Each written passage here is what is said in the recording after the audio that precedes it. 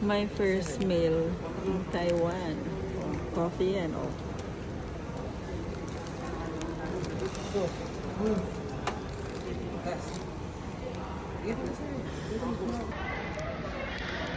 Egg sandwich. Yan, di po kasi niya, hyper yan niya, no?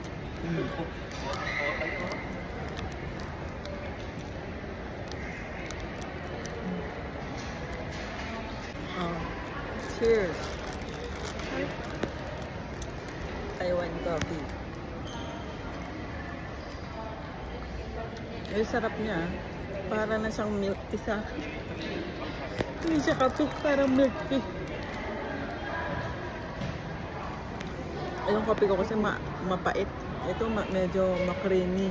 At saka may sugar siya. Geng-geng.